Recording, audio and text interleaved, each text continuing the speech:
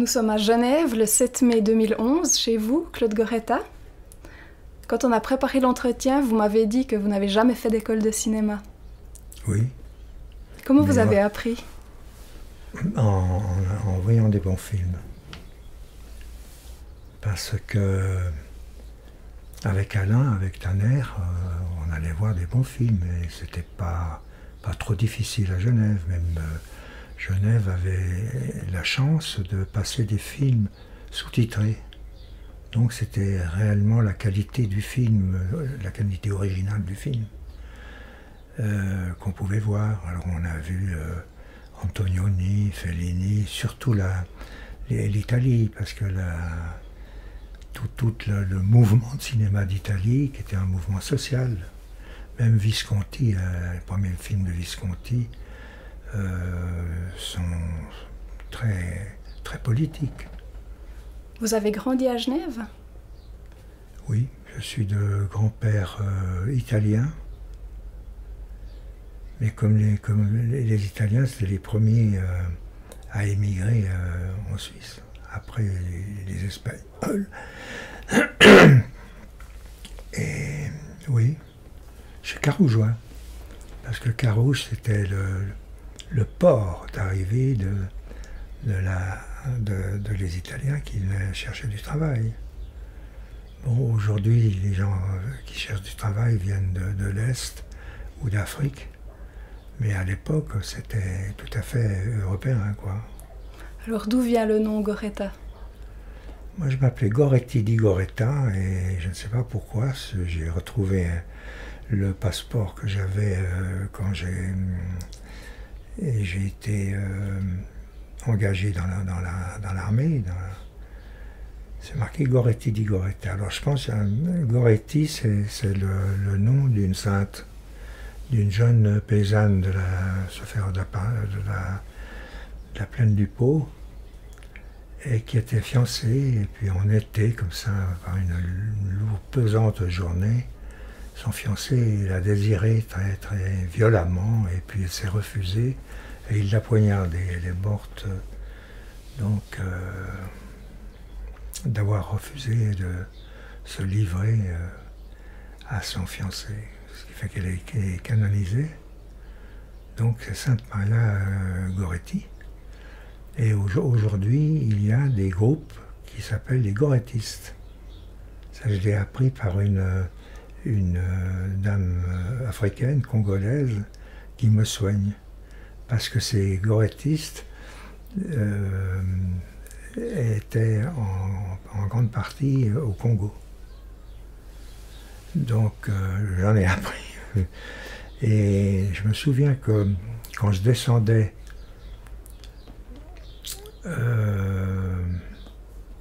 à Villeneuve-les-Avignon,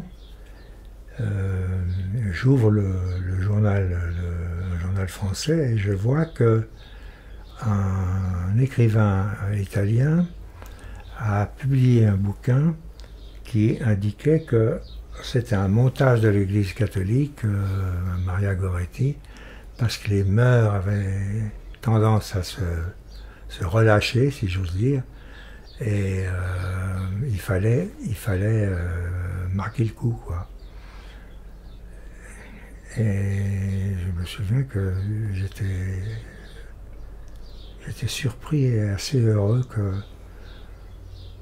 qu'on relativise la sainteté parce qu'aujourd'hui on canonise tout le monde, quoi. Alors ça c'est pour le côté de votre famille Goretta, et puis oui. Votre mère? Ma mère, elle est venue à l'âge de 10 ans, et ma mère c'était l'aînée de 10 enfants, parce que mon grand-père, il venait d'Allemagne. Ils ont quitté l'Allemagne en 1910. Ma mère était de 1900, donc parce que vous savez, c'était les années de crise, hein. Le 29, l'année de ma naissance, c'était la grande crise. Oui. Catastrophique, comme celle qui a pris place il y a quelques années ici, hein. Enfin j'entends en Europe. Oui, ma mère, il y avait 5 garçons, 5 filles chez mon grand-père. Toute cette grande famille est venue en Suisse, donc? Oui, oui. Mais je pense que des enfants qui sont nés en Suisse, parce que si ma mère avait 10 ans, les autres étaient plus jeunes. Il y a même un de mes oncles qui avait quasiment l'âge de mon frère. D'accord. Parce que finalement, les enfants de ma grand-mère s'échelonnaient comme ça au long des années. Ils ne connaissaient pas les produits anticonceptionnels, je pense. Ça fait des chevauchements de génération. Oui, exactement. Et quand mon père se promenait avec ma mère, après, avec une poussette et puis un bambin dedans, il pensait que c'était un enfant de ma mère, alors que c'était son frère cadet. Alors dites-nous un petit peu dans quel milieu familial vous avez grandi. Alors oui, donc ils étaient tous des artisans horlogers. Ils ont vécu au Locle, puis ensuite ils sont venus à Genève. C'est comme ça que mon père a pu rencontrer ma mère. Donc c'était la classe ouvrière, c'est-à-dire des gens qui travaillaient sans retraite, femmes et hommes, parce que mes tantes aussi travaillaient dans les fabriques de montres, quoi. Mon père, lui, était un des 3 enfants de mon grand-père italien, qui venait du Piémont. Et mon père est entré très jeune comme employé de banque. Et donc il avait fait des études relativement simples. Hein. Mais comme il a bien travaillé, il est devenu fondé de pouvoir. J'étais le responsable du courrier à une grande banque qui a été absorbée par l'UBS. Et moi j'ai appris comme ça qu'il ne parlait pas beaucoup, mais j'ai appris qu'il avait payé en travaillant à partir de 16 ou de 17 ans dans un bureau. Il avait payé les études de sa sœur qui a fait une école secondaire. Et puis il avait un frère, lui qui est devenu chauffeur de taxi. Et qui une fois m'a accompagné jusqu'à l'aéroport parce que je partais à l'autre bout du monde, j'allais à la Terre de Feu. Et c'est lui, et puis tout d'un coup j'ai dit mais t'es Marcel hein? Et oui, et on s'est rencontrés comme ça. J'ai peu rencontré de personnes de la famille de mon père. D'accord. Il y avait ici un officier de police, donc qui était son frère, mais il ne le voyait pas. Et puis le directeur de la prison, quand j'étais étudiant en droit, j'avais été voir un procès assez douloureux, et puis il était témoin. Et j'ai entendu le président du tribunal dire « Monsieur Goretta, vous venez à la banque, j'aimerais que vous témoigniez, etc. » Puis il s'est tourné vers moi. Moi, je me suis accroupi sur mon siège, parce que comme étudiant en droit, on avait les places relativement bien placées. Et j'ai vu un gars arriver vers moi que je n'avais jamais vu. Donc je n'ai pas fréquenté beaucoup ces émigrants là. Mais mon grand-père, je l'adorais parce qu'il me racontait des histoires incroyables. Il mélangeait les 3 mousquetaires, le vicomte de Bracelonne. Ça fait des histoires qui n'en finissaient jamais, mais qui étaient passionnantes. Vous aviez un grand frère? Oui, qui a été très important dans ma vie, parce que c'était un aventurier avec un cœur gros comme ça, quoi.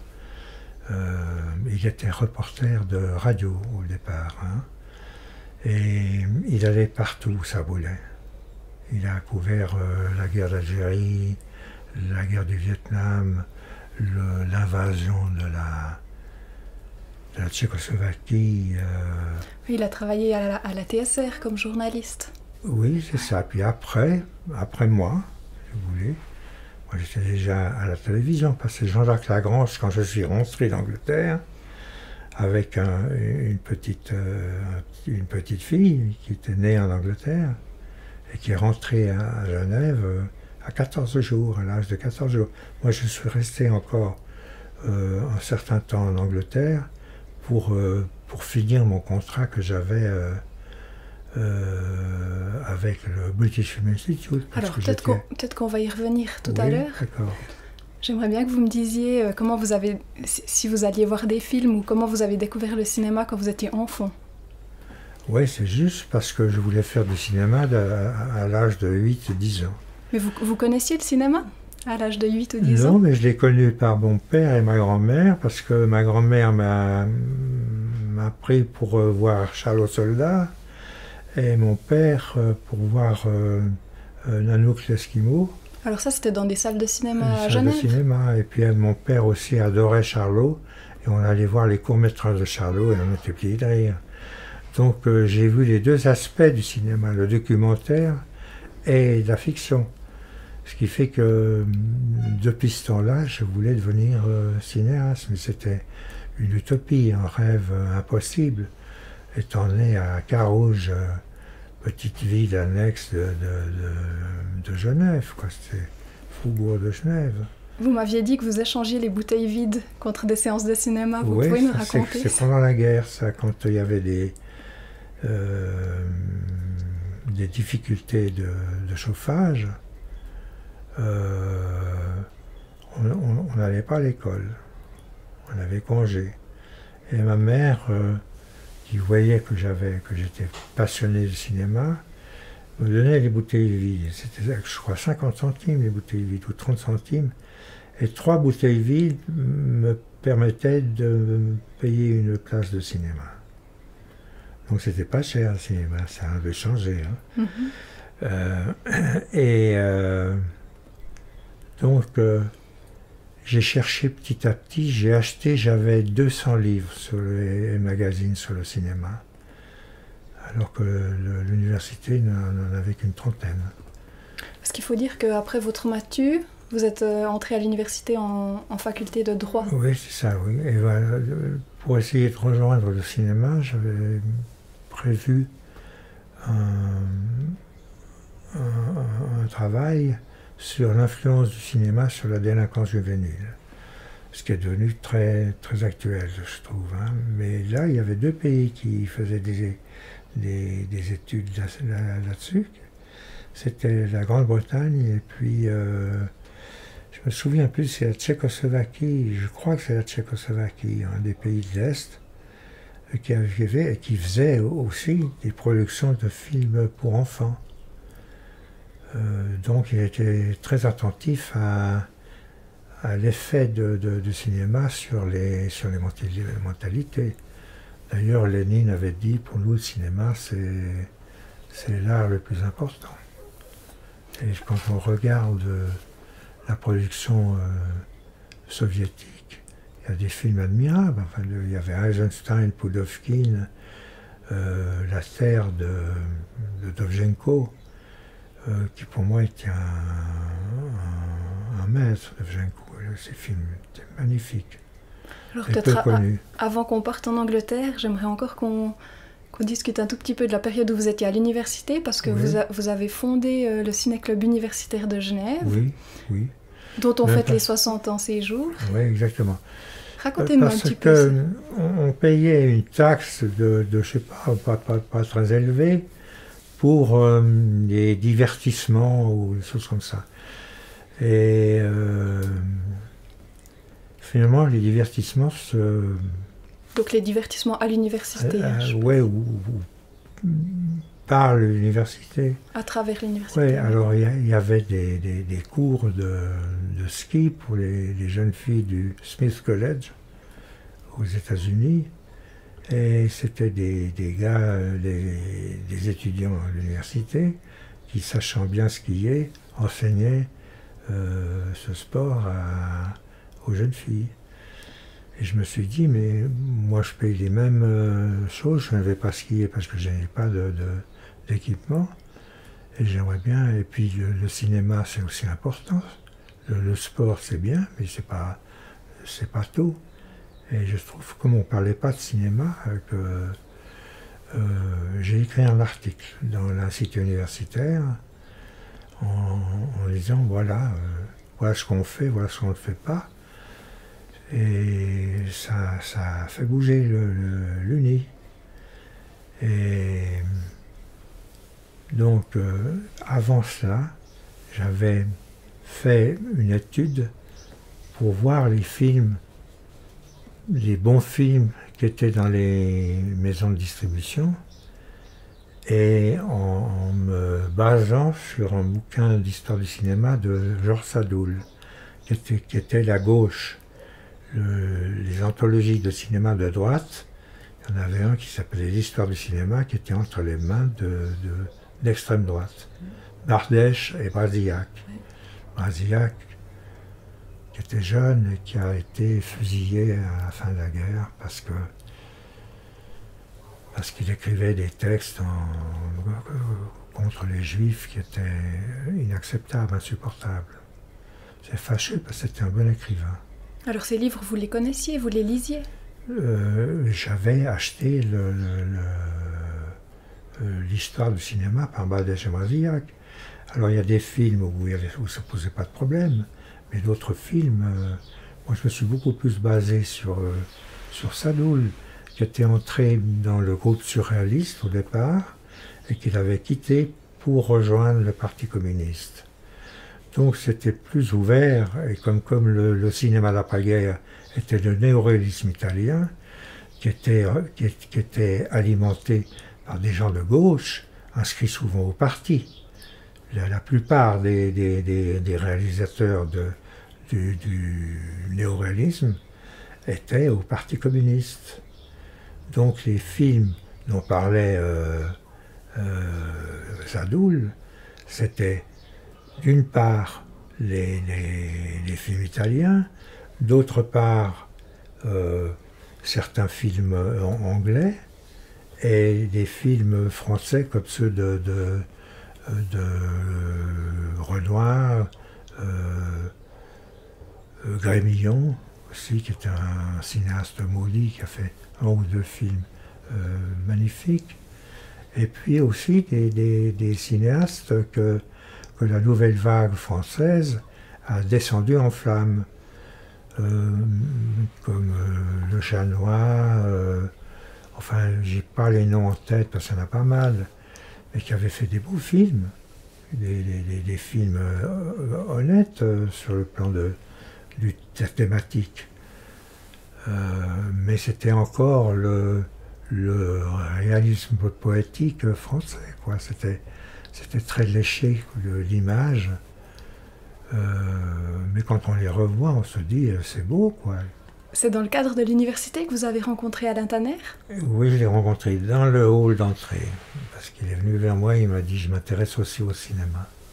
Il avait lu votre article ou bien vous étiez... Oui, sûrement, puis ça s'était dit. Vous savez qu'au départ, ça ne s'appelait pas le ciné-club universitaire, c'était le cinéma d'essai de l'université. Hein. C'est quand Pierre Bard est venu, je crois qu'ils ont changé le... Moi, je l'avais fait tout à fait en dehors de ça, avec la prime qu'on devait payer pour les émissions de... Bon, on passe à divertissement, c'est pas un divertissement, c'est aussi la culture, surtout les films qu'on proposait. Vous avez eu l'appui des autorités universitaires pour créer ce ciné-club? Écoutez, je ne me souviens absolument pas d'avoir demandé l'autorisation à l'administration Mais le responsable du sport était au courant, c'était un homme très, très sympathique qui était Brachbull. Et il était venu me voir en disant, faut pas, on a besoin du sport. J'ai dit oui, bien sûr, on a besoin du sport, mais on a aussi besoin de... C'est un art, c'est le 7e art quand même, ça vaut la peine d'en parler. Et puis à partir de là, il a acheté un projecteur 16 mm et on projetait les films dans l'Aula. Et le dimanche matin, au cinéma ABC de M. Chazal, qui nous accueillait. Une partie de ces films était en 16 mm. Et par exemple, la centrale d'éducation ouvrière avait de très beaux films, dont L'homme d'Aran de Flaherty, sur les pêcheurs des îles d'Aran. Donc c'est vous qui choisissiez les films Mais oui, parce que je savais qu'il était très beau, parce que j'avais lu des articles. Quand on a 200 bouquins et qu'on les feuillette régulièrement, j'étais pas fasciné par le droit, si ce n'est par le droit pénal, parce j'avais un bon professeur qui s'appelait Graven, et qui était un excellent professeur, qui nous a ouvert les yeux sur la peine, sur le délit. Et j'ai lu pas mal de bouquins sur la répression, que ce soit en religion ou ailleurs, toutes les monstruosités qui ont été faites au nom du Seigneur par les curés et l'autorité religieuse m'avait fasciné. Puis il y avait d'autres choses, quoi, aussi. Sur les colonies, j'ai lu tout ce qui me paraissait mériter une forme de révolte, quoi. Dans le cadre de Ciné Club, vous étiez en contact avec Freddy Buach de la Cinémathèque? Oui, je lui ai écrit une lettre dans laquelle il y avait une faute de grammaire terrible. Taper à la machine, je ne savais pas taper à la machine, j'ai jamais su taper à la machine. Mais je tapais avec un doigt comme ça, puis je ne sais pas pourquoi. Et je me demande s'il l'a vu, cette faute qui était ridicule, pour lui dire que je voulais fonder un ciné-club. Et l'important, c'était que la Cinémathèque suisse de Freddy Buach puisse profiter de la Cinémathèque française dirigée par Langlois.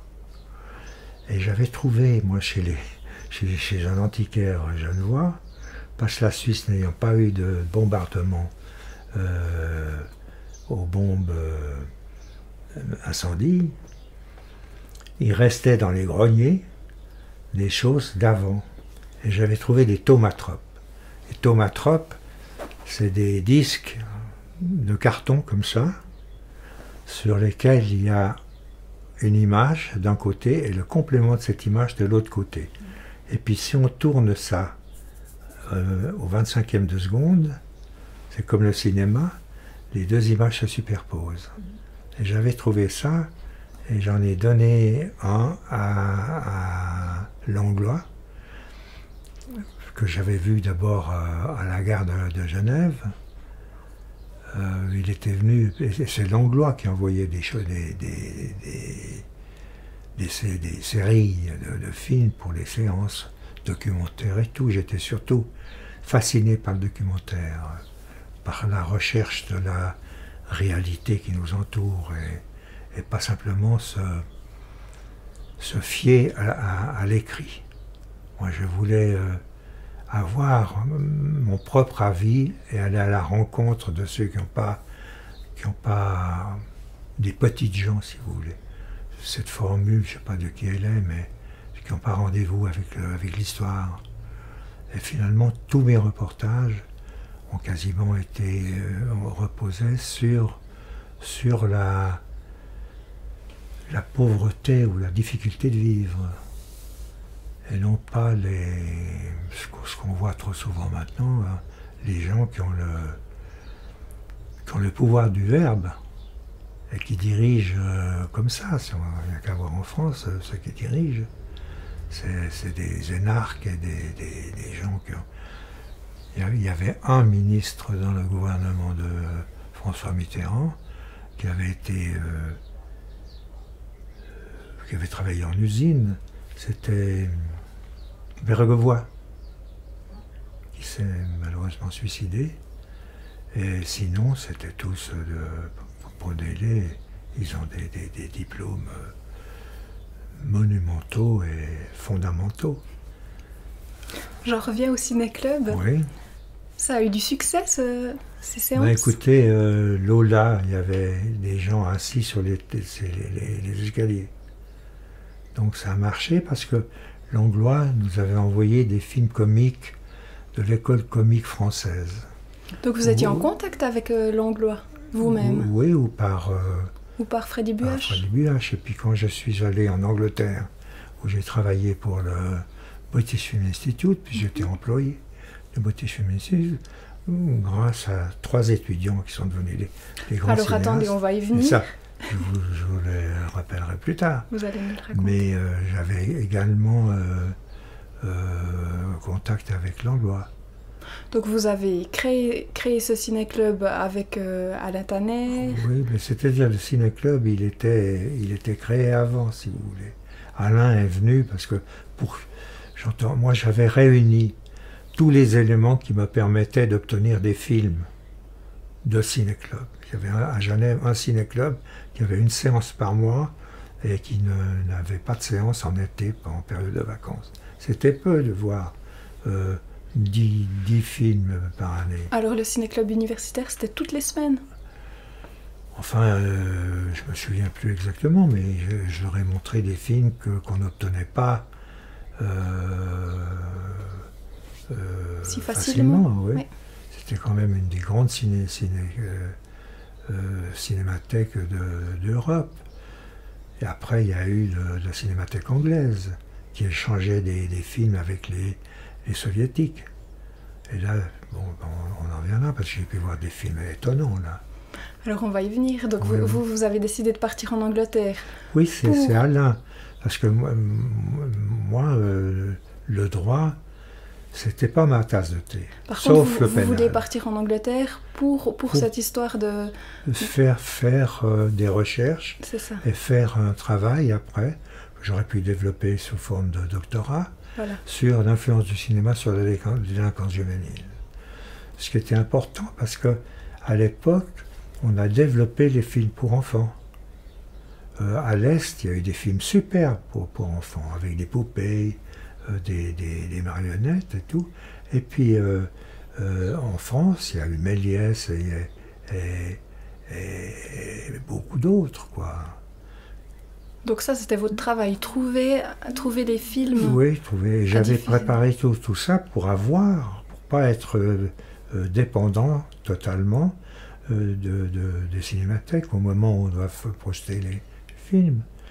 On l'avait trouvé je me souviens plus, je le savais, chez un marchand de cycles, un grand nombre de films, parce que avant d'être marchand de cycles, il allait dans les campagnes projeter des films avec son matériel, et puis dans les salles communales ou bien même à l'extérieur, ce qui faisait beau. Et là, j'ai trouvé des films de Renoir, choses comme ça. Et pour nous, Renoir, c'était pour les Français aussi, pour la nouvelle vague, c'était le patron, quoi. Hein.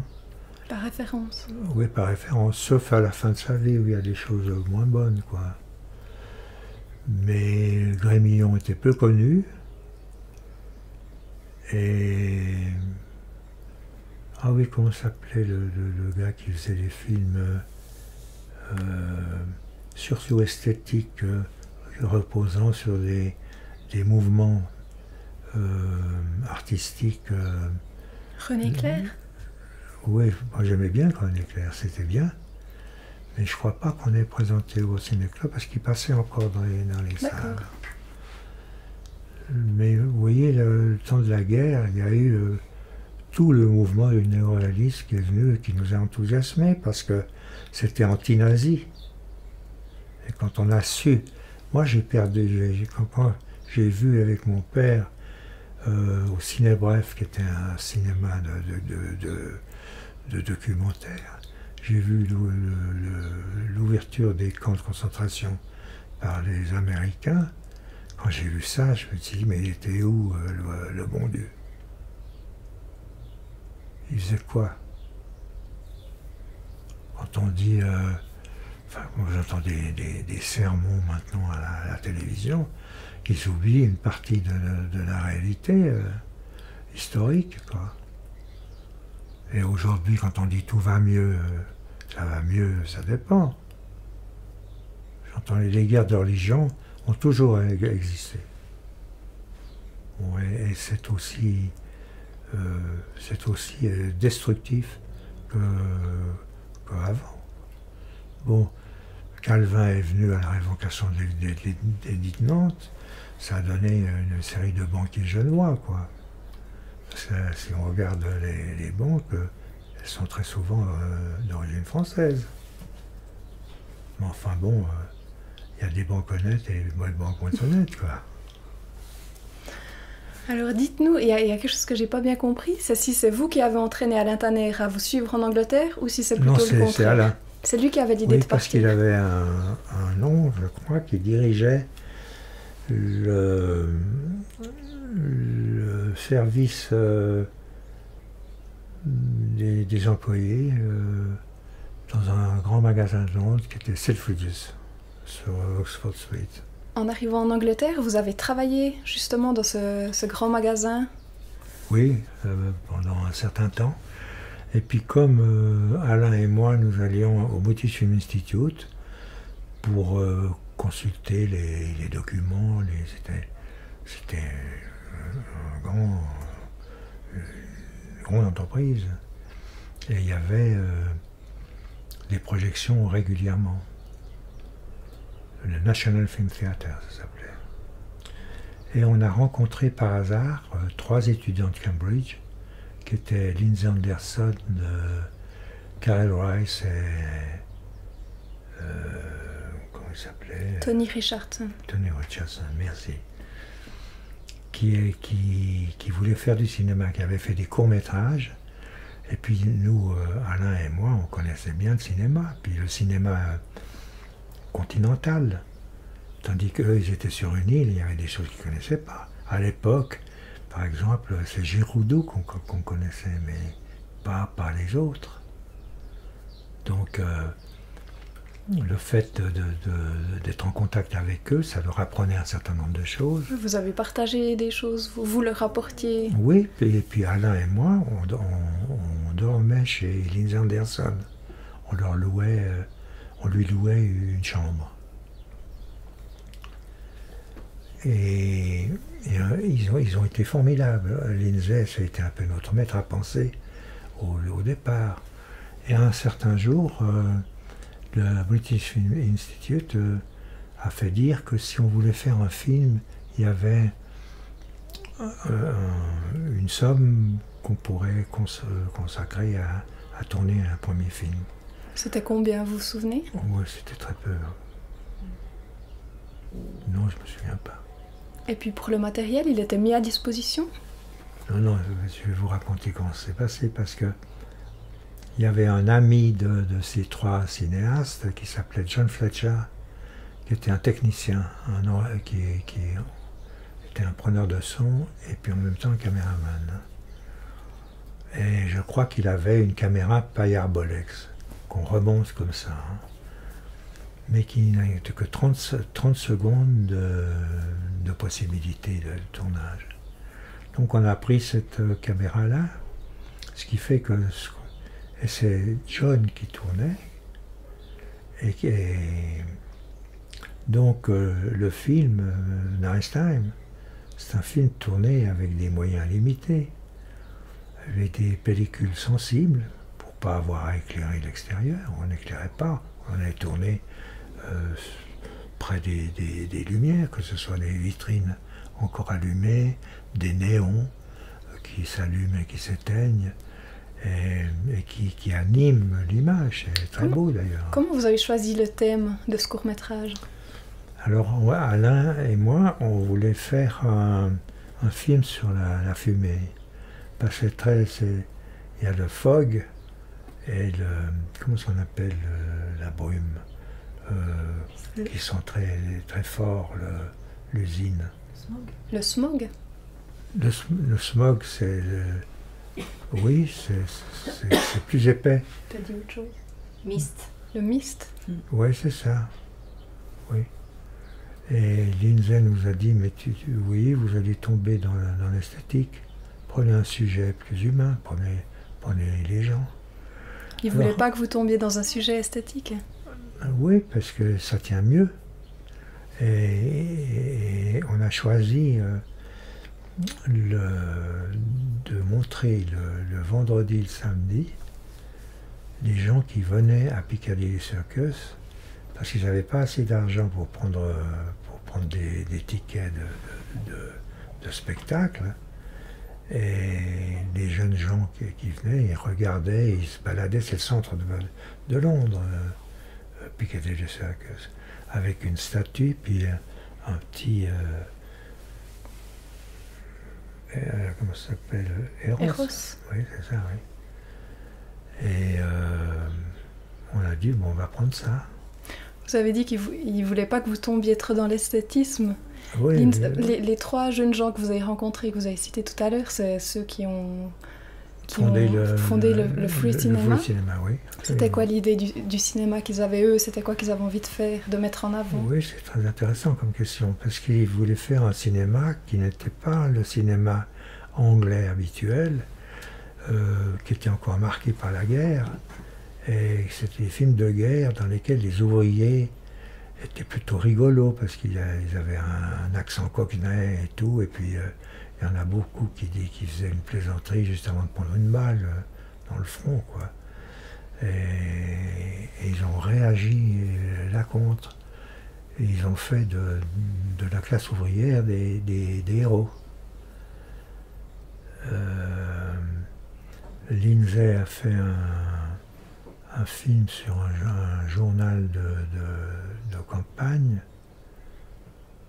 Puis après, il a fait un film sur les halles de Paris qui s'appelait Everyday Except Christmas, tous les jours sauf Noël. Donc le côté social était beaucoup mis en avant dans ces films. Oui, avec des idées sociales. Et que la bourgeoisie ne souhaitait pas exprimer largement dans le cinéma. Lindsay et puis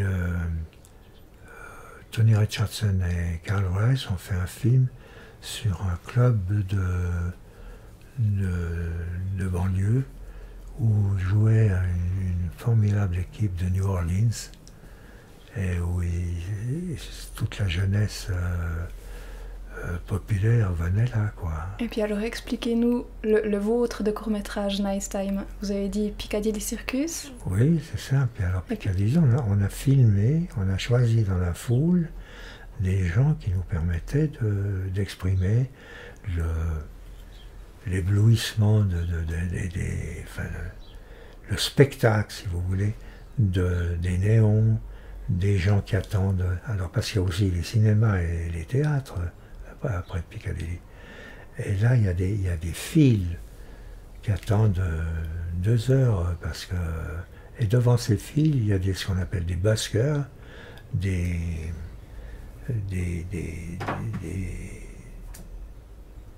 artistes musiciens qui jouent ou qui font des jongleries pour gagner 3 ou 4 sous. Mais alors les gens que vous avez choisis, c'était les gens qui étaient là? Oui, exactement. Oui, tout a été fait avec les personnes, le matériel humain, si vous voulez, qu'on trouvait à Piccadilly Circus, y compris la prostitution. Comment vous avez monté le film? Quel a été le travail? D'abord, il fallait tourner, et ma femme, puisque je m'étais marié et elle vivait avec moi, était enceinte. Et pour les images délicates, on avait pris un sac comme ça, long, on avait fait une ouverture d'un côté pour l'objectif, et puis on lui portait son sac. Et c'est là qu'on a pu faire des plans de prostitution et... Caméra cachée. Caméra cachée, ouais. Puis c'est là qu'on prenait le grand angle pour être sûr d'avoir les personnages dans le plan. Et donc on a eu des choses formidables. Puis les Anglais, c'est des gens qui sont très photogéniques. Par exemple, le gars qui veut... Enfin, il ne donne jamais l'impression d'être mal à l'aise. Les jeunes ne s'arrêtent pas de parler et ne regardent pas l'objectif comme ça. Ils composent avec l'objectif. Et puis d'autre part, à Piccadilly Circus, le gars qui vendait le journal à longueur de journée, c'était une gueule cassée. C'était un gars qui avait plus de nez et tout. Et on l'a filmé avec son accord, parce que c'était un endroit de divertissement, et au milieu de divertissement, il y avait une victime de la guerre, qui était assez monstrueux. C'était vraiment un gars qui était une sorte de tête de mort. Oui, on le voit dans le film. Oui, c'est juste. Dites-nous encore, oui. Pour l'Angleterre, oui. Justement, comment vous avez monté le film, oui, comment ça s'est passé pour le son. On l'a monté dans ma chambre. Dans votre chambre. Oui, et avec on ne peut pas appeler ça une machine, comme ça, et on se tournait à la main. Or, tourner à la main, c'est pas forcément 25 images secondes. Hein. Donc il fallait qu'on contrôle notre montage en projetant le film sur une paroi blanche. Et ensuite, on l'a montré, je pense, à Leeds. Et après, c'était pour le sonoriser, parce qu'il fallait trouver des choses qui le portent. Alors là, on a cherché des gens qui avaient des orchestres, petits orchestres. Or, à l'époque, c'était pas la même musique aujourd'hui. Comment ça s'appelle? Du jazz? Non, c'était pas du jazz, ça s'appelait autrement. C'était une musique qui était à la fois folklorique et jazzy. Et donc, on a tout enregistré ça dans un cinéma, mais sans filmer, simplement pour avoir le son. Sur quel matériel? Sur du 16. Et ensuite, on l'a monté à Pâques. Et puis on a sonorisé avec une machine comme ça, puis d'autres, un tourne-disque et tout, c'était complètement...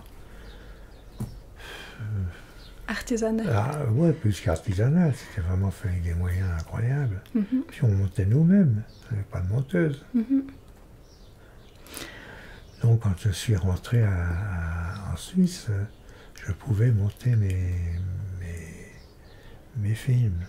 Je préciserai juste encore que justement l'équipe du Free Cinema faisait des projections, et puis votre court-métrage a été présenté dans le deuxième programme. Voilà.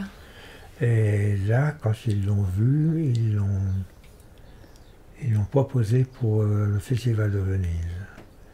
Alors Alain est allé au Festival de Venise, et on a obtenu le prix du cinéma expérimental. C'est un film expérimental? Ils l'ont, oui. Ils l'ont primé dans cette catégorie, en tout cas. C'était sympa, je pense. Vous savez, les documentaires, qu'à voir combien de temps ils mettent en Suisse pour tourner un documentaire, c'est des grosses bastrins, et puis ça coûte très cher. Là, le film, il a coûté, je sais pas, rien, quoi. Rien du tout. Le prix de la pellicule. Qu'est-ce qui vous a ramené en Suisse? Eh ben, le fait que je ne pouvais plus travailler au British Film Institute, parce que je pense qu'ils n'avaient pas le budget pour avoir de stagiaires, si vous voulez. Mais enfin, on faisait quand même... Moi, je choisissais les films. J'ai vu des films exceptionnels. J'ai vu La Grève avant tout le monde. Et puis, j'ai vu ce qu'il y avait de mieux dans la production soviétique. Pourquoi vous dites avant tout le monde? Parce que Sadoul parlait de la grève en disant il a passé à la grève, je ne sais pas de quand c'est muet. Milieu des années 20. Oui, c'est ça. Et il est arrivé à Paris et il n'est pas resté longtemps. Et Sadoul a pu le voir et a dit mais le film a disparu. C'est dans l'histoire du cinéma de Sadoul. Et alors il en parlait, mais on ne pouvait pas le voir, c'est ça? Alors il avait disparu, plus personne ne l'avait vu. Et là, le British Film Institute m'envoie en disant on a reçu un envoi d'Angleterre. De Russie? Non, d'Angleterre. D'Angleterre? Oui, parce que c'était la Cinémathèque. Ah oui, non, du RSS, oui, pourquoi je dis Angleterre? Ouais. On était en Angleterre. Vous étiez en Angleterre. Je suis là, désolé, fatigue. Vous aviez reçu un envoi du RSS? Du RSS, et puis je me suis mis à regarder les films. Quand j'ai vu La Grève d'Eisenstein, je l'ai mis sur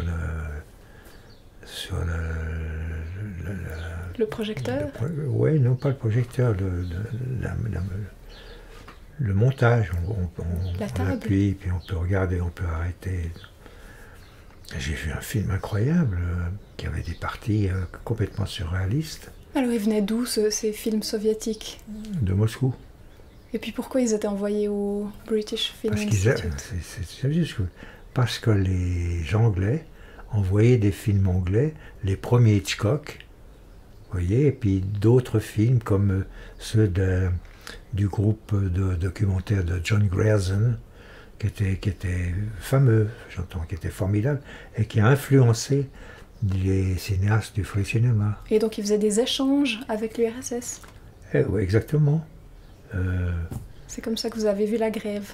La Grève, oui. Et puis, donc, je me suis souvenu de l'article de Sadoul, et je me suis dit, bon, ben, je suis un des premiers à avoir vu La Grève. Et puis je l'ai vu l'autre jour, là, il est passé à la télévision. Et le film de la télévision est coupé, il y a des choses... je me souvenais de plans incroyables où les gens sortaient de terre, comme ça, comme des taupes. Et beaucoup de choses comme ça, complètement surréalistes. Qui n'existaient plus dans la version que vous avez vue à la télévision. Puis je me suis rendu compte que le film était monté extrêmement court. Aussi court que Nice Time. Alors c'était comme si Eisenstein avait pas les moyens, enfin j'entends pas une caméra qui lui permet de tourner plus longtemps. Il y a un plan, un panoramique dans le film sur une foule, lent comme ça. Sinon tout est en plan fixe. Et l'animation est dans le plan. Magnifique d'ailleurs, puis des compositions d'images très extraordinaires. Mais je ne me souvenais pas de ça dans La Grève. Il faudrait que je revoie d'autres films d'Eisenstein pour savoir s'il montait aussi court que ça. Alors, arrivé à Genève... Alors quand j'arrive à Genève, je me rends compte que les Genevois ont parlé de nous. Parce qu'il y a des articles dans les journaux suisses, du correspondant de Londres, qui était à l'époque Jean Demure, qui est devenu par la suite directeur des programmes. À la télévision. À la télévision, oui. Et il y avait des articles, parce qu'on était les nouveaux cinéastes, quoi. Enfin, donc ça avait eu un impact, ce film. Un impact, oui, tout à fait.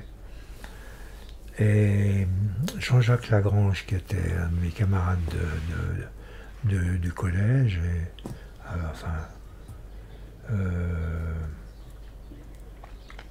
je lui ai montré le film Nice Time.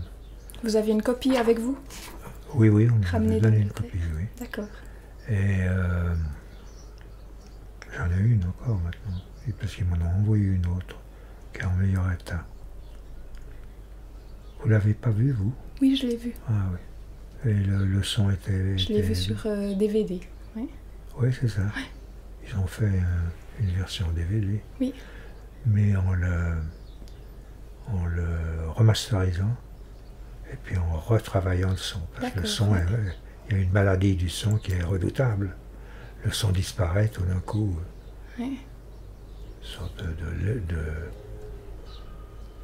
lèpre de la pellicule. La pellicule, oui. Et alors vous avez montré ce film à Jean-Jacques Lagrange. Et puis moi je cherchais du travail là. Alors on m'a proposé Jean-Jacques m'a dit écoute, il faut que tu vois le grand directeur.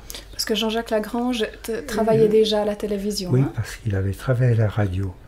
Parce que son oncle était directeur de la radio, si je me souviens bien, M. Dova.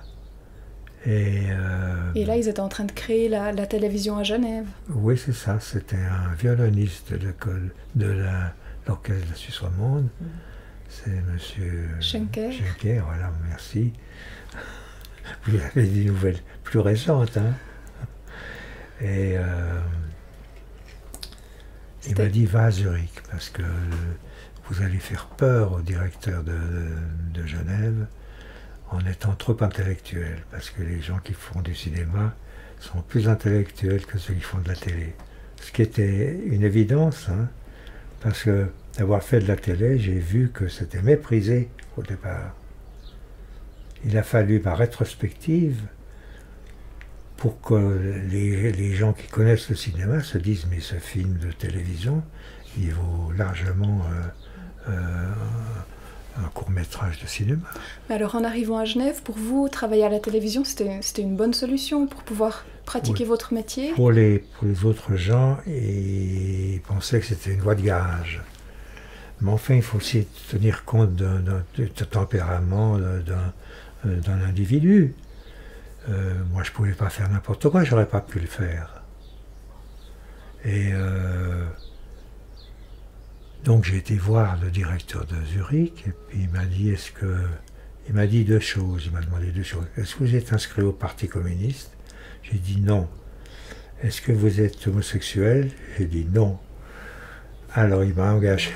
C'était les deux questions d'entretien d'embauche. Oui. Mais il était très bien, mais je pense qu'il avait eu des pépins avec ça, et puis la Suisse allemande, enfin la Suisse était anticommuniste, ils voyaient les communistes avec le couteau entre les dents, ça j'entends, puisque c'était le parti du travail, il n'avait pas le droit d'utiliser le nom de communiste.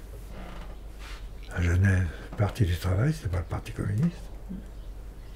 Avec des gens formidables, il y avait des avocats qui étaient formidables, puis le parti socialiste aussi était très bien. Il y avait des grands tribuns. Vous avez été engagé comme réalisateur? Non, comme assistant. J'étais l'assistant de Lagrange, j'étais l'assistant d'autres personnes pendant 6 mois, je crois. Puis ensuite, mais je gagnais, il faudrait que je leur demande, parce que j'ai perdu là. Je crois que je gagnais 350 ou 450 francs par mois avec un enfant. Et quand j'ai fait les Jean-Louis Persécuté, j'étais moins payé que le caméraman. Mais je ne voulais pas être au cachet où on me dise où vous faites ce film-là, ou on le donne à quelqu'un d'autre. Tandis qu'en en ayant un salaire, je pouvais mieux plaider pour me dire c'est pas pour moi. Vous aviez plus de liberté en étant salarié. Tout à fait. Et puis, moi, c'était la liberté complète. Bon, il y a des films que j'ai faits qui sont très marqués par la gauche. 2 films, le Fou. C'est Le Fou, c'est une analyse du système capitaliste qui fait qu'un gars se tue, quoi. Le Fou, c'est un film que vous avez fait en partie de manière indépendante. C'est le premier film que vous avez fait dans le cadre du groupe 5. C'est ça. Oui, c'est celui qui m'a coûté moins de 100 000 francs. Avec une partie de la télévision et puis un industriel neuchâtelois, 20 000 francs, et puis les Kugler, 20 000 francs. Alors, ça fait 40 000 francs, plus 30 000 francs, 70 000 francs. Mais j'ai l'impression que j'ai eu un plus, mais pas 100 000 francs. Pas 100 000 francs. Je ne me suis pas payé. J'enseignais aux stagiaires la direction d'acteurs et tout ça. Je travaillais le soir pour avoir un petit salaire, quoi. À vos tout débuts à la télévision, c'était la fin des années 50. Ça représentait quoi pour vous, la télévision? Vous vous souvenez? Écoutez, j'avais vu dans un bistrot une pièce, un sketch de Tchekhov. J'avais trouvé formidable, parce que j'avais dit, tiens, amener Tchekhov dans les familles, c'est pas inintéressant. Et puis le grand directeur de la télévision, qui s'appelait Besançon, avait dit, la télévision, à défaut de pouvoir cultiver en profondeur, élargit son travail. C'est vrai que c'est plus superficiel, mais ça atteint plus de monde. C'est plus en surface. Et puis petit à petit, moi quand j'allais tourner dans le Valais, on était tout de suite communistes pour eux. Et puis la raison, c'était le curé qui l'avait. Quand vous êtes arrivé à la télévision, les moyens techniques qu'avait la télévision romande, ça ressemblait à ce que vous aviez vu en Angleterre? Oui. Oui? Oui, c'est-à-dire que... Mais à la télévision, j'ai rencontré surtout des techniciens qui étaient formidables et qui voulaient faire avancer la technique de la prise de vue. Vous vous souvenez qui? Oui, bien sûr. Il y avait André Gazue à la tête. Il y avait Jean qui a fait la lumière du jour des noces. Jean Zeller. Jean Zeller. Il y avait Montonnet, qui était formidable, qui travaillait à l'épaule. Mais les caméras faisaient du bruit. Mais alors, c'est des gens qui avaient appris leur métier comment? Ça, je sais pas. Ils ont fait peut-être une école de photo. Il n'y avait pas d'école de... Il y en a deux de mes camarades, 3, qui sont allés dans une école de cinéma à Paris. Comment ça s'appelait cette école de cinéma? L'IDEC. L'IDEC, oui. C'était un caméraman, Pichard, qui était remarquable, et deux réalisateurs, François Bardet et 10 ans, qui était sorti, je crois, premier de son année de l'IDEC. De l'IDEC, oui. Alors on va pas réussir à passer en revue tous les films que vous en avez fait parce qu'il y en a eu beaucoup pour la télévision, mais dans ces premières années, est-ce qu'il y en a quelques-uns que vous aimeriez mettre en avant? Écoutez, le premier film que j'ai fait, c'est... La Grande Dixence? Non, avant j'en ai fait un sur l'université. Le temps des études. Que j'ai là d'ailleurs, c'est Pierre Bard qui me l'a donné. Je crois que c'est Le temps des études? Oui. Et ça, c'est fait uniquement, presque en gros plan, sur les gens qui réfléchissent ou qui écrivent et tout. Et dans la salle de lecture, on a piqué les fourrés absolument incroyables parce que les gars mettaient les doigts dans le nez et tout. Et Pichard était un caméraman qui pouvait tourner à l'épaule, sauf les grands télés, remarquable et intelligent. C'était un documentaire? C'était un documentaire sur l'université. qui a bien été... on est allé le présenter à... Non, c'est pas celui-là qu'on a présenté. Il a été présenté à Genève. Mais le directeur de la télé était content. Et puis après, on m'a demandé de faire La Grande Dixence. Et là, de nouveau,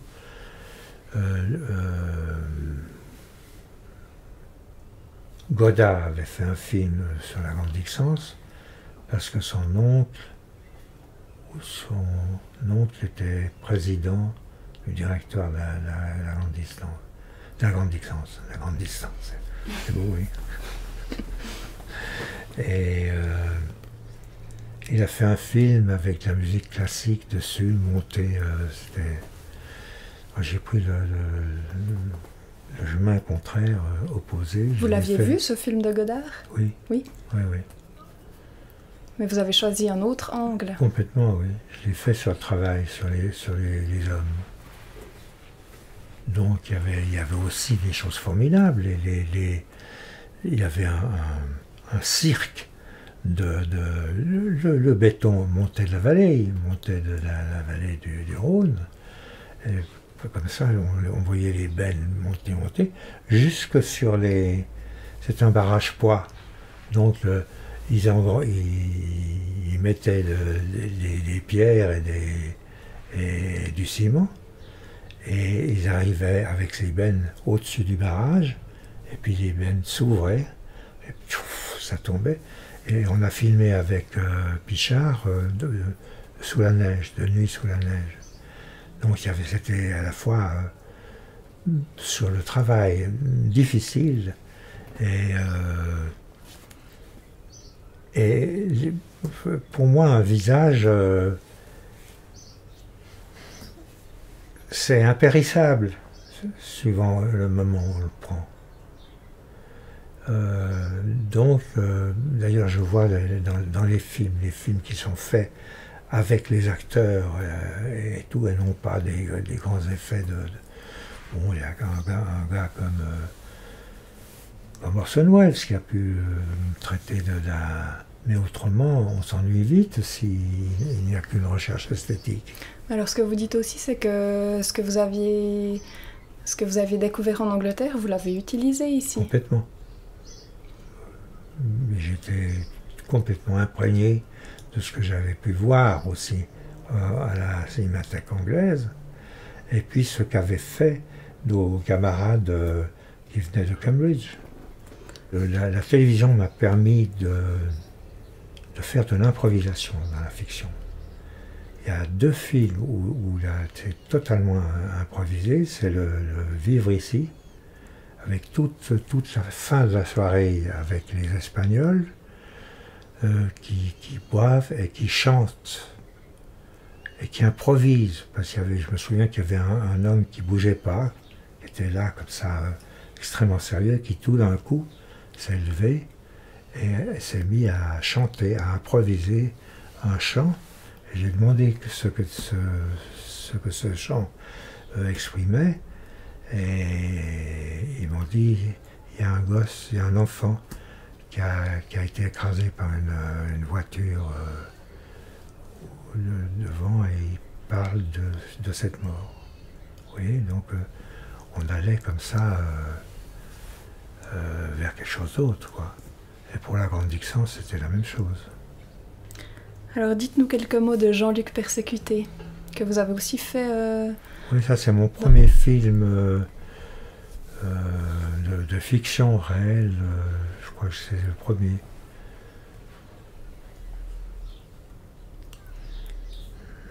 Qui c'est qui a eu l'idée de transposer Ramu à l'écran? C'est vous? Oui.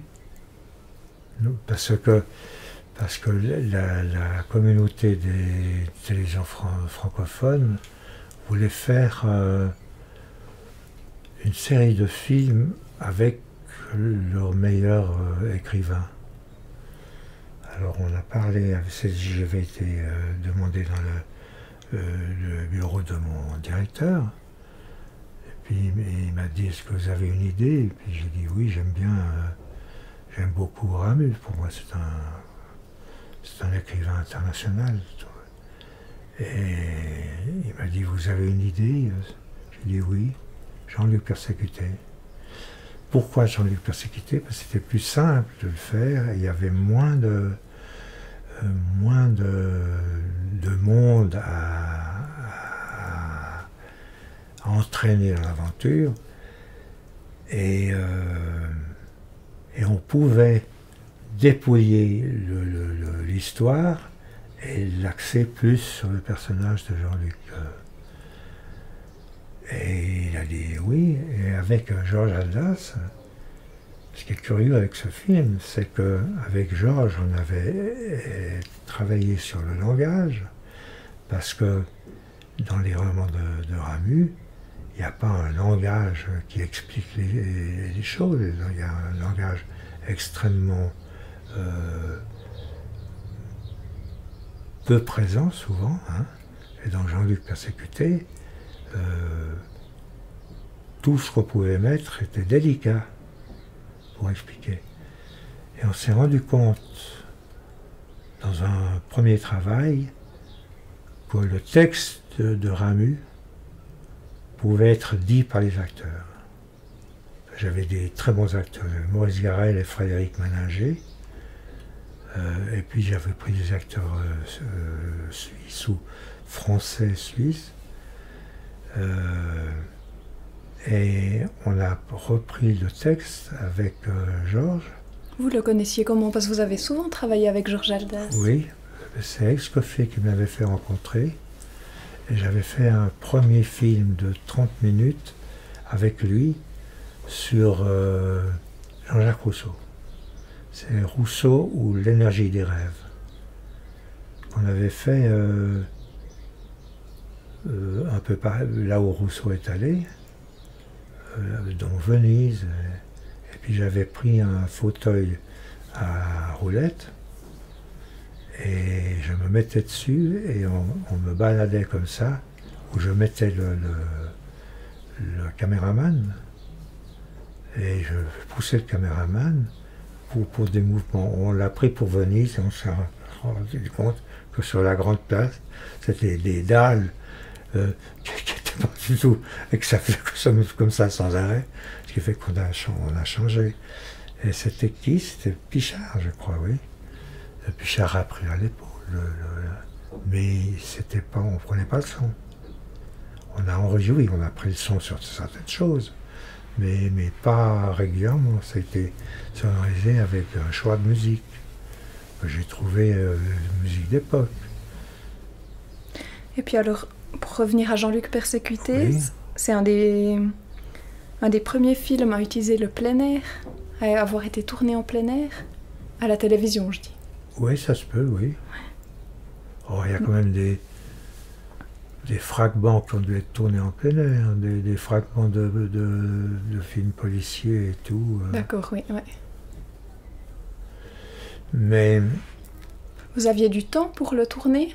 Ça se passait comment à la télévision? Jean-Luc Persécuté, oui, c'était formidable. C'était extrêmement...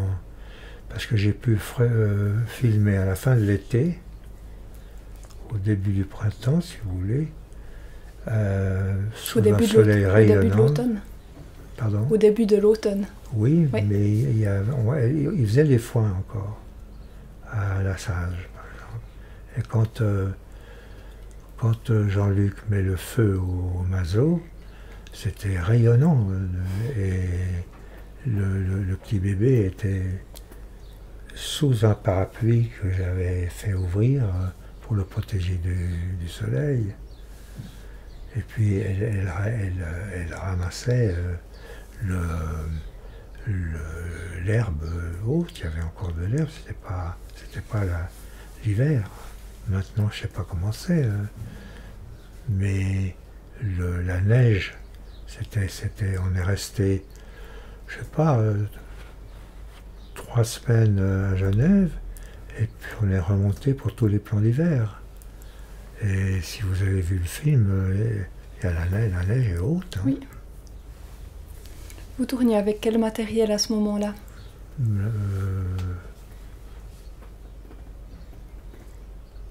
Avec la Coton.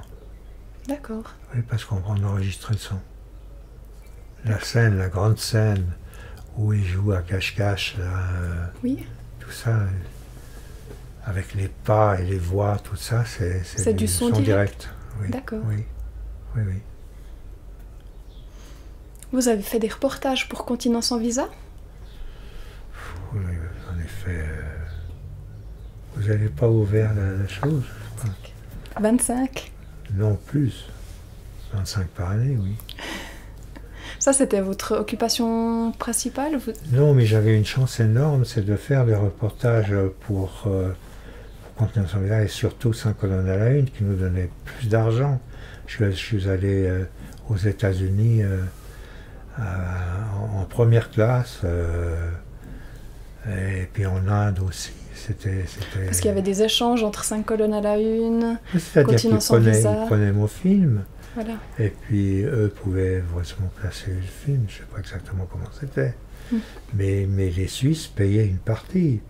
Je ne sais pas si c'est eux qui payaient mon salaire, mais ils payaient une partie. En tout cas, ça vous a permis de faire des contacts avec la France?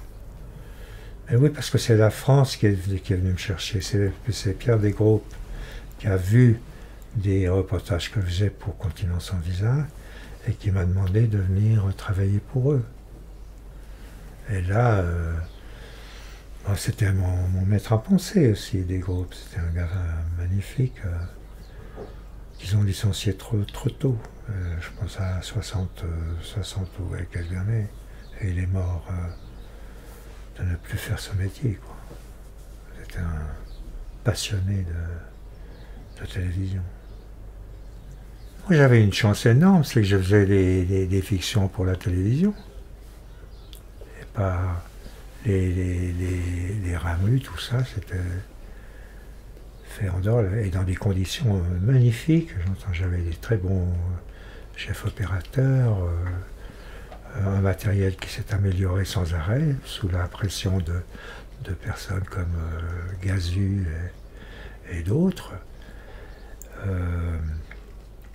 Et à un certain moment, quand on a vu que Michel Souter avait fait un premier film avec des moyens dérisoires, et il avait fait le passé en salle, quoi. Beaucoup de temps qu'on aille les voir, parce que ces films, ils étaient plutôt décriés. Enfin, je parle, ces films CES. Donc on a vu, c'était La Pomme, je crois, le premier. Hein. Ou La Lune avec les dents, le tout premier. Oui, c'est vrai.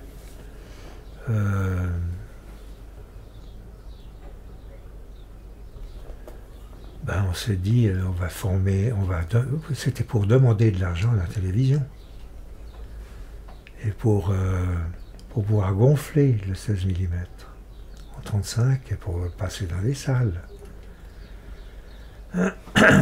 Alors voilà, on a formé ça, on a été parler au directeur, Schenker, et ensuite on est passé dans une banque pour faire un comité, quoi. Enfin, et on a donné 250 francs.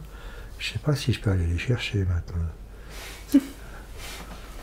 Parce que aussi ils les ont récupérés eux-mêmes. Ce qui fait que là, on écrivait nous-mêmes les scénarios. Je me suis un peu basé sur le métier de mon père. Il m'avait fait voir son bureau. Dans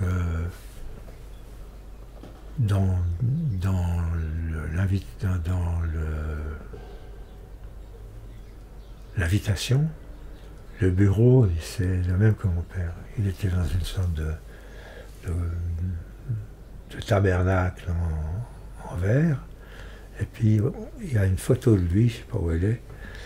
On le voit comme ça, et puis derrière, on voit tout le bureau comme ça. Et absolument, c'est le même plan, mais vu d'ailleurs que celui qui est dans le...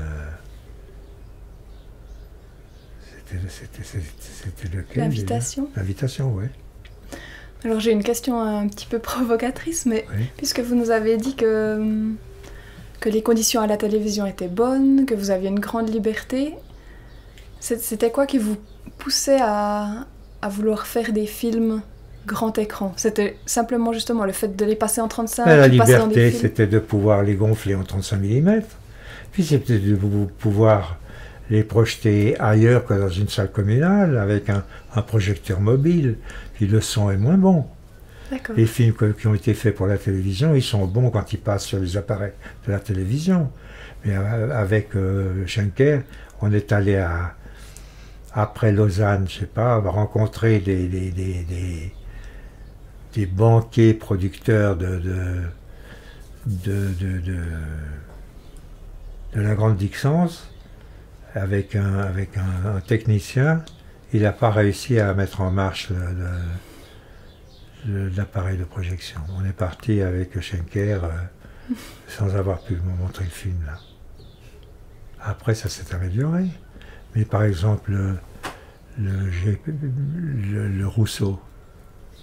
Le Rousseau, c'est eu un succès considérable, hein, sauf ici à Genève. Enfin, à la télévision, ça a bien marché. Mais je crois que ça n'a pas passé dans les écoles. C'est le produit type pour éclairer l'adolescence. Et je l'ai présenté à Pontarlier. Et il y avait Jean-Marie Drault et Bluval qui étaient là. Drault, il a fait les meilleurs reportages sur l'art. C'est un spécialiste qui a pu interroger les plus grands artistes. Et il m'a dit, mais pourquoi tu ne le mets pas sur DVD? Il faut le mettre sur DVD, le film. Et bon, ça coûte cher de mettre un film sur DVD. Et c'est vrai qu'on peut le ressortir quand on veut. Il n'a pas pris. Et puis l'image a été faite par un gars qui est devenu, qui a eu comment c'est le Grand Prix aux États-Unis, c'est quoi? Les Oscars? Les Oscars, qui a eu l'Oscar de la photographie. Vous vous souvenez quel droit vous aviez sur vos films faits à la télévision? Moi j'ai touché des droits très très tard parce que j'avais pas voulu avoir un agent, parce que les agents ont tendance à, par exemple, il y a un agent que j'aimais bien, mais qui me proposait toujours des copains homosexuels pour des rôles de gars qui n'étaient pas homosexuels, qui devaient interpréter les scènes qui soient fermes, quoi. C'est quoi pour vous le rôle d'un producteur? Le rôle d'un producteur, c'est de nous faire confiance. Moi, j'ai jamais eu de problème. Si on prend les derniers films, le Sartre, le producteur, il venait regarder, il était ravi. Mais si vous faites du bon travail, on vous recherche. Moi, si je travaille plus, c'est que je peux plus marcher. Mais quand ils voient comment je dirige les acteurs, parce qu'il y en a qui ne dirigent pas les acteurs. D'ailleurs, Tanner ne dirige pas les acteurs, il a dit la mise en scène, ça ne sert à rien. Parce que de nouveau, c'est un peu une blague sérieuse, si vous voulez. Mais tout est dans la...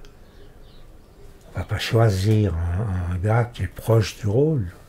On va le faire entrer dans le rôle et utiliser des choses qu'il n'a pas toujours mises au service d'un autre film. C'est ça qui importe. Il n'y en a qu'un seul qui est venu, c'est Baume, l'agent d'Isabelle Huppert, quand je visionnais à Cabourg, dans un grand cinéma, les rushs de la Dentelière. Il m'a dit, mais vous faites pas de gros plans, pas de gros plans? Et j'ai dit, oui, je fais des gros plans, je fais les plans qu'il faut, quoi. Puis donc, j'ai pas tenu compte de quoi que ce soit. Et personne m'a fait de reproche là-dessus. Pour moi, un gros plan au cinéma, il part de là, pas simplement. Maintenant, ils ne font que des gros plans parce que vous avez remarqué que dans les feuilletons américains, le fond c'est un cyclo éclairé. Et le décor s'arrête avant le fond. Et puis il faut monter un peu de fumée, puis l'éclair par derrière, ce qui fait que les fonds sont lumineux. Regardez, même dans les experts qui sont en général bien réalisés, c'est comme ça. Parce que faire des gros plans, ça coûte beaucoup moins cher. Vous pouvez faire un gros plan de l'Opéra de Paris ici, quoi, enfin, dans la salle de bain. Claude Goretta, dans vos personnages, comme par exemple la dentelière, il y en a plusieurs qui n'ont pas les moyens de s'exprimer par la parole. Moi, j'aimerais bien savoir si vous avez trouvé les moyens de vous exprimer dans le cinéma, malgré toutes les difficultés qu'on sait inhérentes au cinéma suisse. D'un coup, au début, quand je dirigeais plus avec les mains qu'avec la voix. Et petit à petit, j'ai développé le sens de la voix et j'ai pu expliquer exactement. Bon, maintenant je suis vieux et je perds un peu la mémoire des mots. Mais par exemple, j'ai fait un film avec un premier assistant qui avait travaillé avec Gérard Houry, je crois, qui était sur des grands films et qui est venu dans un film, ça devait être un Simon, je pense, et qui s'est dit qu'est-ce que c'est la télévision, et là j'expliquais tout. J'expliquais tous les mouvements et tout, on voit. Et il s'est dit, ben, c'est formidable, parce que moi, prendre des grands acteurs qui ont déjà joué des personnages proches de celui que je mets en scène, si je prends un Maigret, ben, on retrouve des personnages. Mais j'ai pas envie que ce soit interprété de la même manière qu'avant. Il faut un changement, il faut que le spectateur soit surpris. Alors je vais au-delà. Je l'ai fait par exemple pour le premier Simon, La Grande Perche. Et c'était Michael Lonsdale qui jouait un des personnages les plus importants, odieux, qui tuait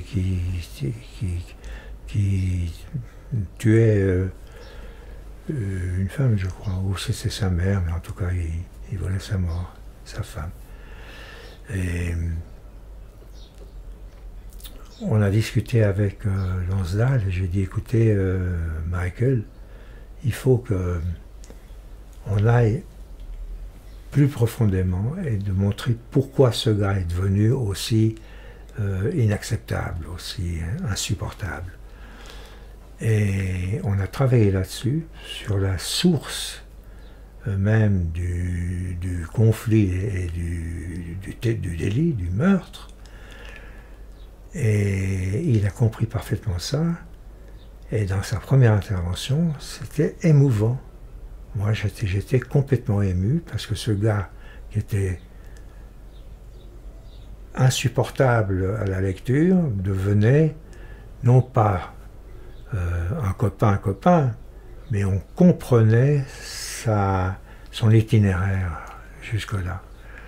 Et on a passé le film ici à Genève, et j'ai reçu une lettre de l'évêque de Sion, non, l'évêque de Fribourg, et une lettre du président du Parti socialiste qui m'ont dit, vous avez, après il y avait une discussion, vous n'avez pas parlé du délit de façon extrêmement intéressante, et dans votre film, il n'y avait pas ce qui se présente maintenant, une sorte de haine de celui qui a détruit une vie, quoi.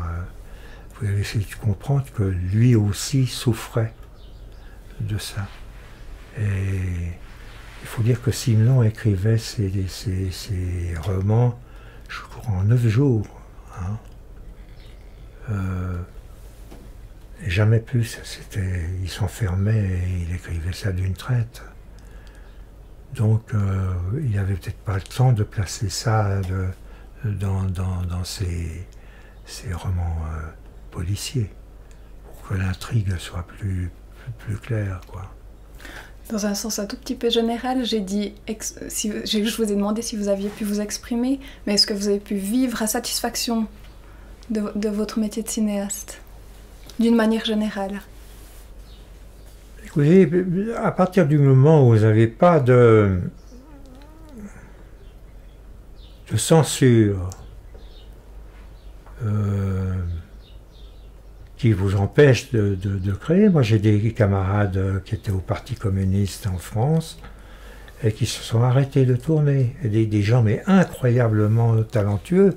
Il y en a qui sont venus faire des films à Genève. Mais vous-même? En France.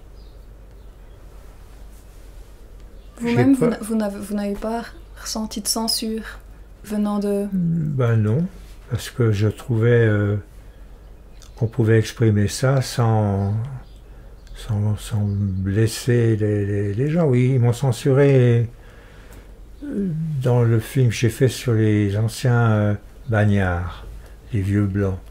À un certain moment, le bagnard qui gardait le coffre-fort de la poste a dit, vous voyez, il m'a traité d'enculé, alors c'était le dernier mot avant la mort. Il n'a pas accepté le juron et l'insulte, et il a poignardé. Et là, ils ont coupé enculé, ce qui fait que il m'a traité de bleu, bleu, bleu, bleu, c'était le dernier mot avant la mort. Or maintenant, c'est devenu tellement... Pour regarder une séance de jeu, c'est vraiment au-dessous de la ceinture, l'inspiration. Il faut toujours qu'ils attirent tout ça. C'est décourageant, ça. Et non, sinon le sens des... Oui, ben, je vais vous dire, il y a 2 films qui sont restés 1 année ou 2 dans les cartons de Saint-Colonne. C'était Lourdes et Être pèlerin à Lourdes. Et puis l'autre, c'était Naples, la ville qui parle aux morts. Oui. Et quand Olivier Todd a rejoint la télévision et qui est devenu responsable des productions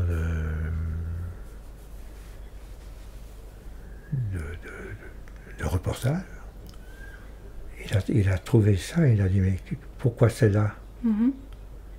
Et il les a passés. Mais pourquoi c'était là? Pourquoi ça avait Parce pas été qu'ils n'osaient diffusé? pas, vis-à-vis du catholicisme, D'accord. de présenter ça.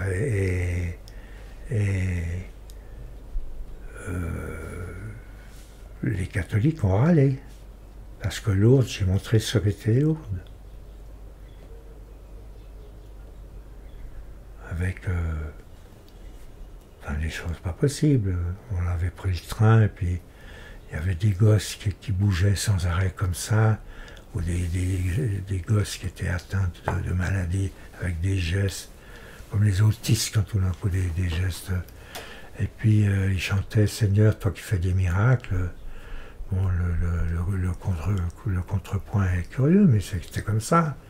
Et puis j'ai filmé dans la cour devant tout le pèlerinage qui posait devant un photographe qui était monté sur une échelle avec un vélum noir dessus, et qui avait le bras comme ça. Alors il y a des gars qui étaient complètement paralysés sur des brancards, d'autres qui avaient des mouvements qu'ils ne pouvaient pas interrompre, et il leur disait « Attention, on ne bouge plus ».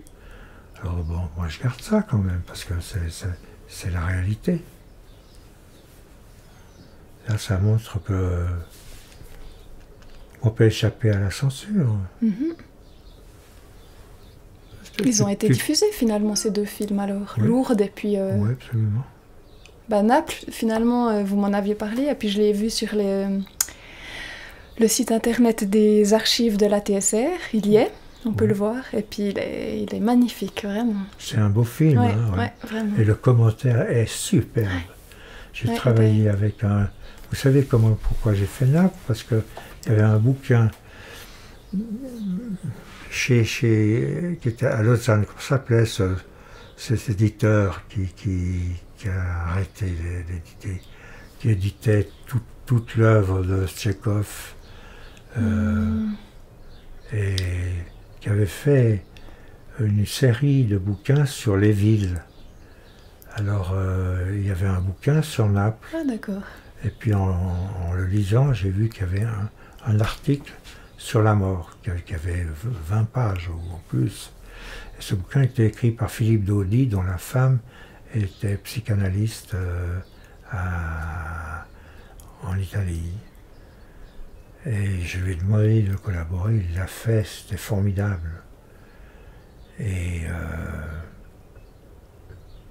parce que Naples, maintenant, c'est devenu la tuerie et la religion mêlée, quoi. On avait pu filmer avec ce journaliste, on avait filmé les prostituées de nuit qui s'alignaient le long des routes, des rues. Et puis à un certain moment, il y a un gars qui venait leur prendre l'une d'entre elles son sac pour contrôler son revenu du soir, quoi. Et puis on a tourné aussi des choses dans les cryptes d'église. C'était des rites complètement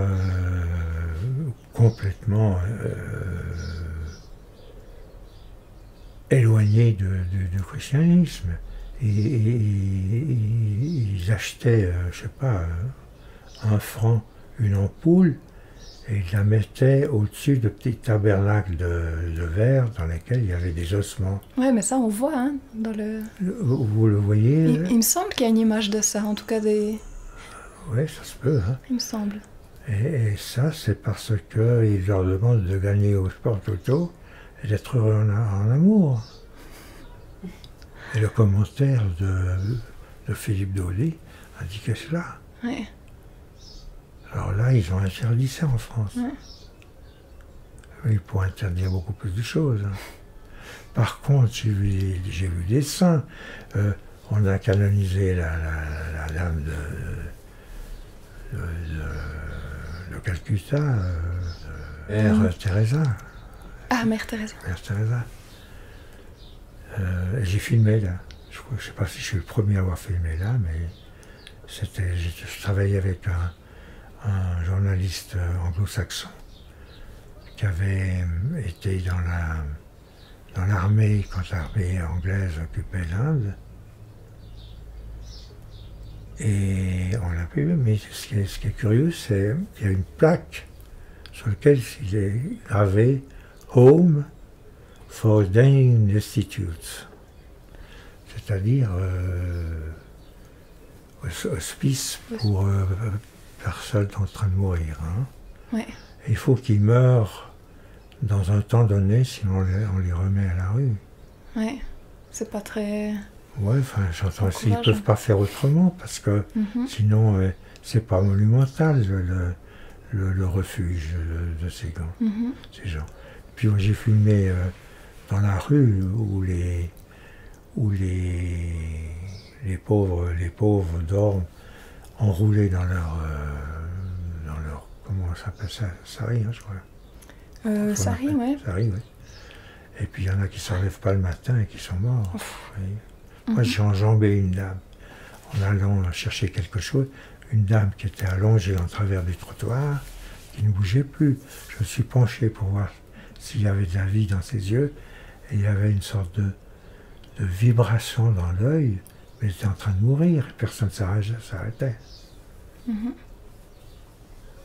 Et quand je suis revenu de cette course, elle n'était plus là. Il n'y avait plus qu'une chaussure. C'est dur de rencontrer la pauvreté comme ça. On a filmé avec l'équipe une centaine de pauvres, enfants, femmes et vieillards, à qui des riches marchands donnaient à manger une soupe de pois chiches au curry, que les pauvres venaient prendre dans des feuilles ou dans des boîtes de conserve rouillées. Quand on a vu ça, on a raté la première séance, on a dû revenir. Et puis à ce moment-là, il y a des gars qui sont venus vers nous en disant « mais vous filmez la pauvreté ». Et je crois que c'est Édouard, le journaliste, qui a dit « non, on ne filme pas la pauvreté, on filme la charité ». Parce que c'était des prêtres avec des grands bâtons qui, quand ils voulaient voir, faisaient l'ordre.